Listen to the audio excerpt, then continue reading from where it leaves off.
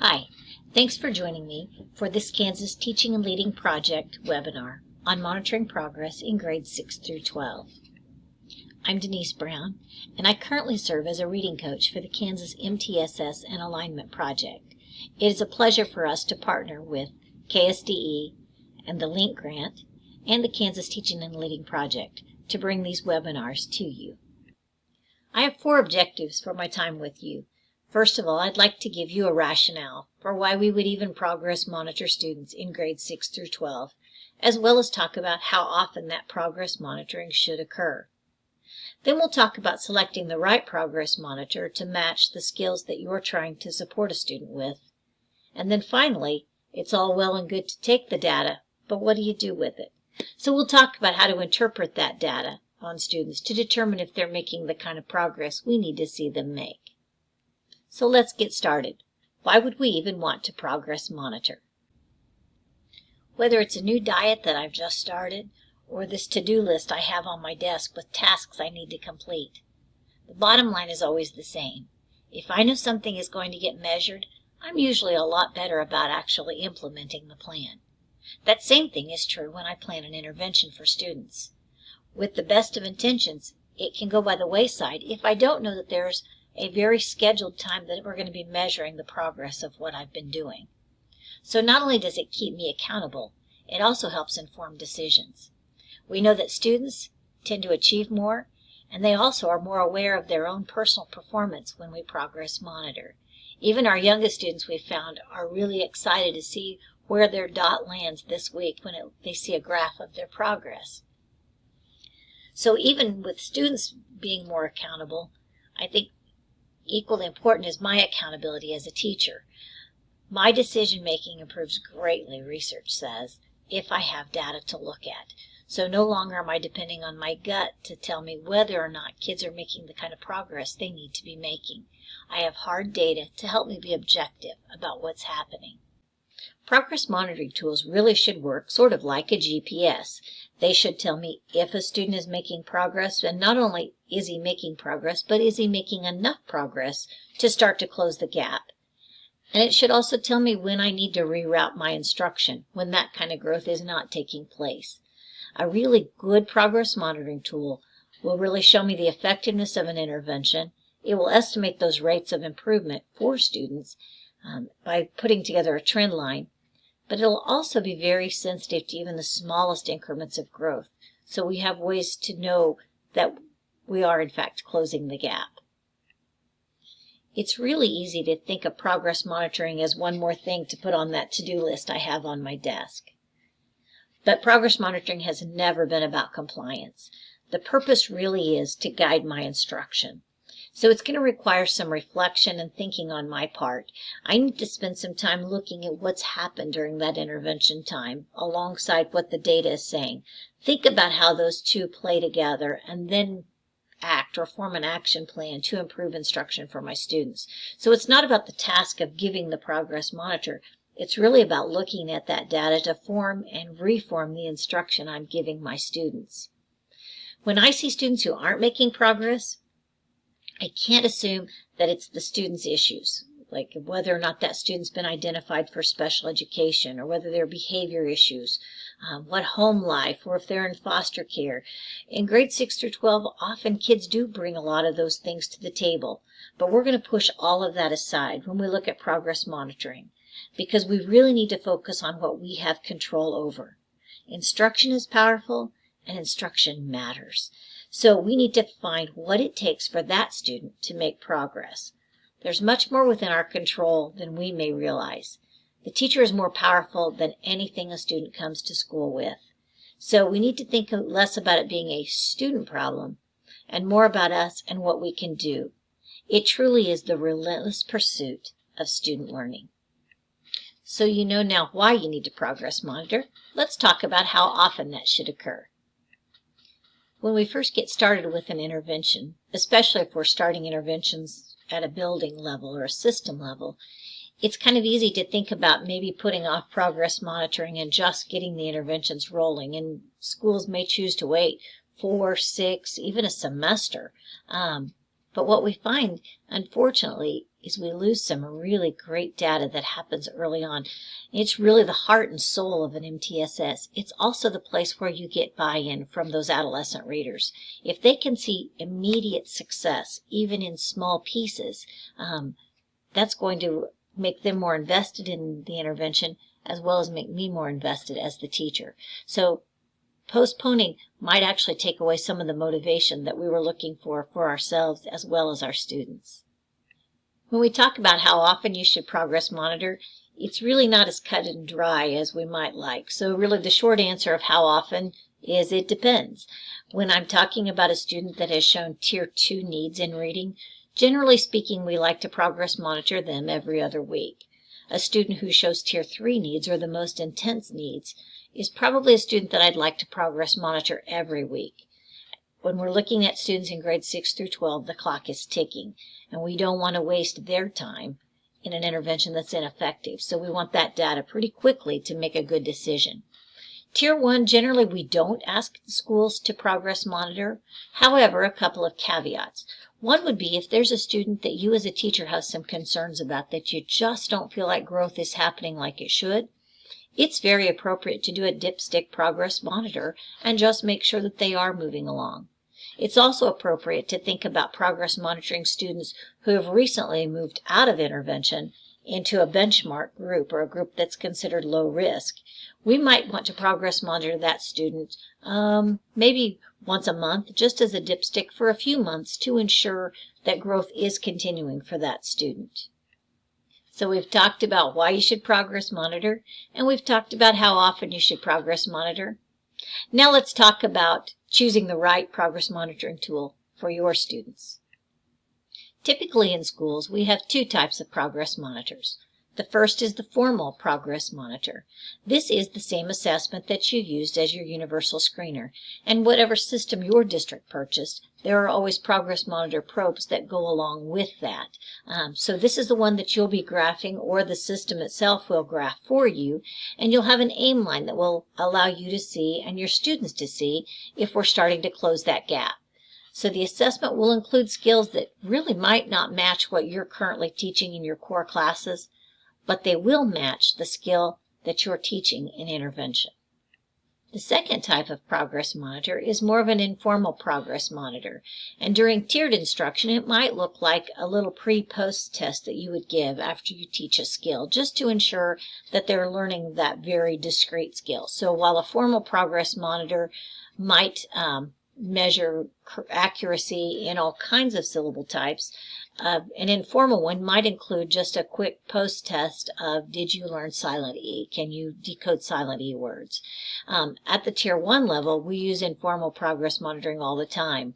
It's your on the bell activity as well as your exit ticket. It's the Kahoots, it's the marker boards, thumbs up, thumbs down, anything that you're using to measure whether students have learned what you taught that day or during that particular part of your period would be an informal progress monitor. So as you set up and select your progress monitoring, there are some important matches we'd like you to keep in mind. First of all, we'd like you to look and make sure that the progress monitor tool that you're using matches the actual instructional focus. For example, if I have a student that I'm trying to improve their fluency or their phonics, it doesn't make sense to measure comprehension. So whatever I'm doing in intervention, whatever I'm trying to remediate there, should be matched by how I measure growth with that progress monitoring tool. You want to look at your assessment system, because there are some assessment systems that will actually ask you to begin to look for an instructional level. So if a student is not reading fluently and accurately at, say, the 7th grade level, they might ask you to do a backwards test to find that student's instructional level to get a better picture of what kind of growth that student is making. Again, not all assessment systems do that, so we would say defer to the instructions in the administration of your particular system. The third bullet really requires some conversations on your part as to who is the best person to do the progress monitor. Sometimes it makes sense to have the reading specialist do it, or a special ed teacher, or a counselor. In other settings, I think it makes more sense to have the person who's doing the intervention do the progress monitor. They know the student, there's a level of comfort, so it makes it easier for that student to perform well for someone that they're comfortable working with. I also think it gives that teacher the ability to take a look at what are some of the patterns of errors or patterns of successes that I can bring to that student's attention later. It's a lot more powerful if I actually see the student do the progress monitor than if you just hand me a number and say, here's how he did. Finally, if you're going to ask me to give that progress monitor, be sure that I've been trained and that training has matched up with the progress monitoring tools you're asking me to use. So if you've already watched the recording on universal screeners, you know that for students in grades 6 through 12, from the Dyslexia Task Force recommendations, we would be giving them a grade level reading comprehension measure. Students who fall below benchmark then would also be given an oral reading fluency probe. So I wanted to give you that background information because we're going to do a little practice on how we would match a progress monitor. Let's look first at Alana. She's a 6th grader, and she didn't pass that comprehension measure. But when we gave her the oral reading fluency probe, we also found that she was below benchmark for rate, and she was only 90% accurate. Research tells us that if students are at least 95% accurate, that seems to be accurate enough for the phonics to support comprehension. So Alana's got a lot of things going on. Her intervention would probably be in the area of phonics to begin with, and her progress monitor would be with that oral reading fluency probe. Wouldn't make sense to give her a reading comprehension probe for progress monitor when we're working phonics. So we'd use that oral reading fluency probe, and we'd look in particular at how accurate she is. When we see her consistently coming in at about 95% accurate, we know that the phonics instruction has been working well, and now we'll change her intervention, and we'll also change the focus of what we would watch in progress monitoring. Now let's talk about Juan. Juan's a 9th grader. He took the grade level comprehension, the 9th grade comprehension probe, and showed that he was below benchmark for comprehension. But when we gave Juan the oral reading fluency, he did fine. His rate was at the expected level, and his accuracy was above 95%. So we know that his intervention is going to be somewhere in the area of comprehension and vocabulary. Consequently, we would progress monitor him with some kind of a comprehension or vocab measure. So depending on your system, that could be a maze passage where they're measuring comprehension. It might also be the oral reading fluency passage if there's an opportunity for the student to retell, or if there's some comprehension measures attached to that. So you'd want to take a look at your assessment system to see what would be available to progress monitor comprehension and vocabulary. Finally, let's look at Delaney. Delaney's a 10th grader. She took the reading comprehension and was below 10th grade level. Now when we gave her the oral reading fluency probe, her accuracy was great, but her rate was below. So like Alana, we would use an oral reading fluency measure, but instead of watching accuracy, we would be looking at her rate and looking for that to move closer to benchmark. So 3 different students with 3 distinct different needs.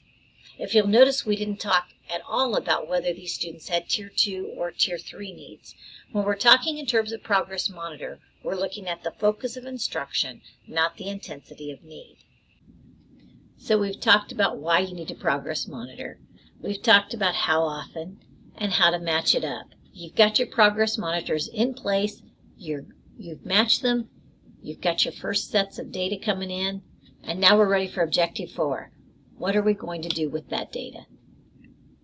We hope you're not analyzing your student data on an island, but actually working with your collaborative team, whether that's a grade level team or a content PLC. But as a collaborative team, there are 2 questions you should ask every time you look at progress monitoring data. The first question is this student making progress? And if they're making progress, even a little bit, that's cause for celebration as a collaborative team as well as with that student. But the second question is equally important. Is this student making enough progress to close the gap? If they're making typical progress, the gap would stay the same. So it's important to make sure that we actually are putting enough pressure that that student begins to make more progress so that the gap begins to narrow. These are just some general considerations as you and your collaborative team sit down together and look at student data where the gap really is not closing. First of all, we'd want you to check what you're monitoring. As we talked about before, did we make a good match between what we're doing in intervention and the tool that we're using to progress monitor? Are we measuring the right things? And then I'd check that fidelity of instruction. So I'd be looking at things like, what's the student's attendance been like? What has the teacher's attendance been like? Have there been a lot of interruptions? Those would be things that would affect fidelity. I'd also look at if our district has selected, or a building has selected, a specific curriculum that we are going to always use for students with phonics issues or students with vocabulary issues. Is that material actually being used, and is it being used the way it was designed? 3 is always an interesting one to me, because I think our tendency when a student is not making progress is to repeat ourselves over and over and get slower and louder. But in fact, if we could increase the pace, we could give kids more opportunities to practice, and in that way actually get a bump in their data. So changing up that pace is a really interesting thing that's pretty easy to do. We also would want to look at how well aligned our programs are. Particularly in the middle school, if you're beginning to teach some of those morphological roots as part of your advanced phonics, it would make a lot of sense to use those same routines and those same morphemes during a vocabulary intervention. So making sure that things are aligned, and that might require us adjusting some of our materials.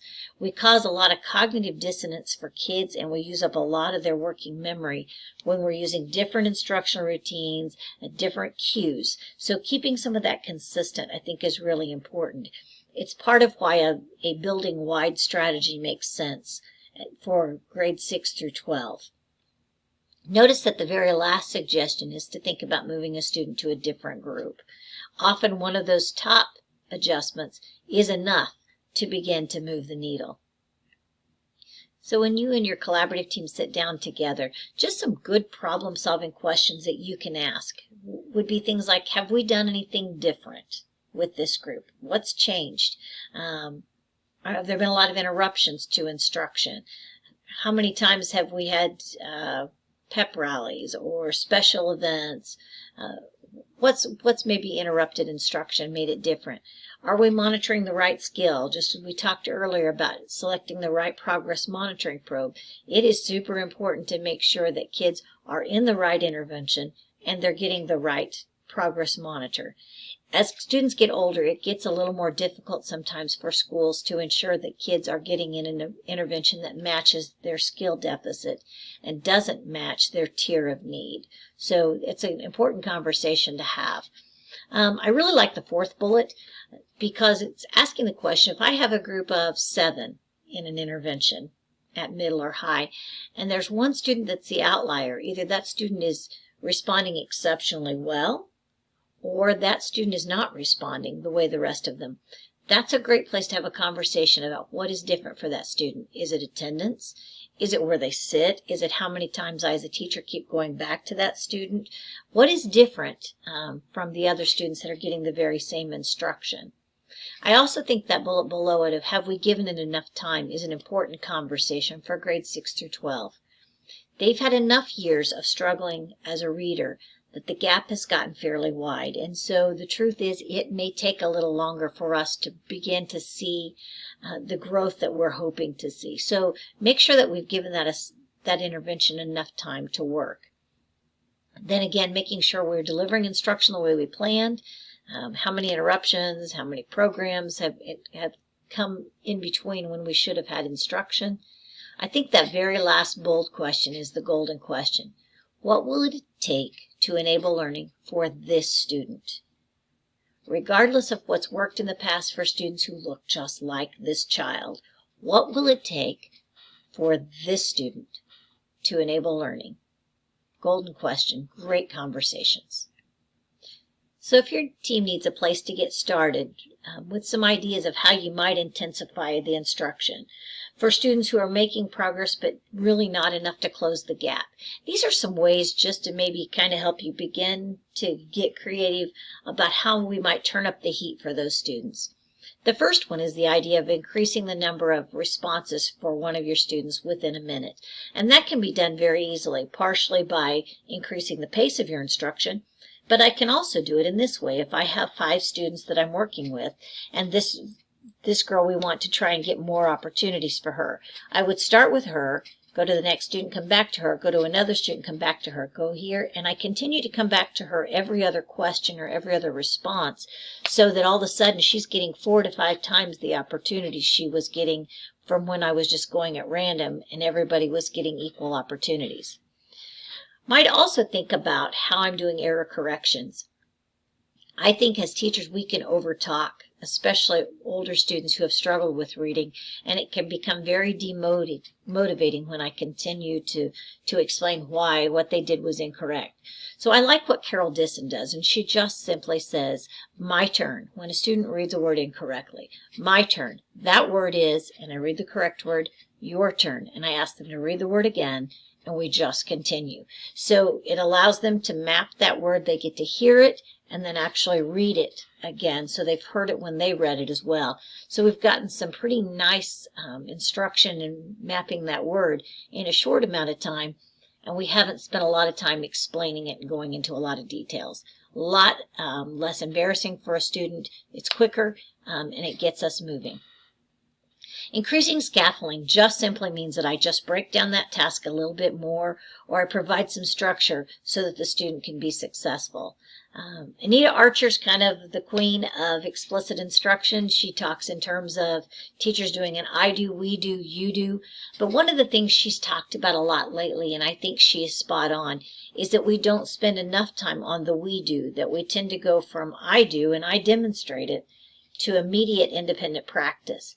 And a lot of our kids really need a little more time where we're doing it in a we do format, where I can get that error correction we talked about on bullet 2 in a pretty quick format, and I can get lots of responses and successful responses before I release that student for independent practice.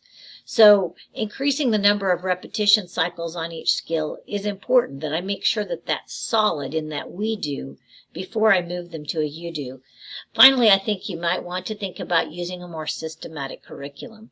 In middle and high, often teachers are not comfortable teaching students to read because they're trained as literacy teachers instead of maybe necessarily a reading teacher. So a systematic curriculum that has a strong evidence base makes a lot of sense at the middle and high, because it puts tools in your hands as a teacher that make you feel confident in what comes next rather than having to just guess.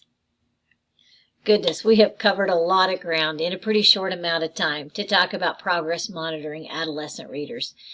So if you're wondering what comes next, these are some questions that you can ask yourself to kind of think about planning next steps for yourself or for your building. First questions would really be in the area of access. Do I have access to a progress monitoring probe for my students as part of our assessment system? And how could I use that with my students? Along with using it, I really have some administrative questions. If I've not been trained in using that tool, is there someone in the district who can train me in how to give that assessment, and also in how to read all the reports that our assessment system would give me for progress monitoring? As a district leader or a building leader, the problem-solving questions really fall into your area. We really need to think about a time where teachers can sit down and collaboratively look at the progress monitoring data. And even broader than that, do we have a systematic way to respond? When we're looking at students who are not making progress, what do we have in place as our next line of defense? Where do we go next as a system or as a building or as a grade level team to enable learning for our students? So I am so grateful for the opportunity to talk with you about a topic that I'm obviously pretty passionate about. This particular module was developed with funds from the Literacy Network of Kansas, or LINK grant, as a lot of you are probably more familiar with. It's a federal Striving Readers Comprehensive Literacy Initiative, and it's in partnership with the University of Kansas' Center for Research on Learning. This grant was awarded to the Kansas State Department of Education to improve literacy at the community, regional, and state levels, and they're working in partnership with the Kansas Teaching and Leading Project to bring these to you. So I want to thank you once again for taking time out of what I know is an incredibly busy schedule on your part to allow me to talk with you about progress monitoring for adolescent readers. If you have questions or would like more information about this topic or about these modules in general, feel free to email Cindy Hadeke or Joanne McCrell. Their addresses are on the slide that you see in front of you. Also use the link provided to access the quiz, your certificate of completion, and the PowerPoint slides from today. Thank you and have a great day.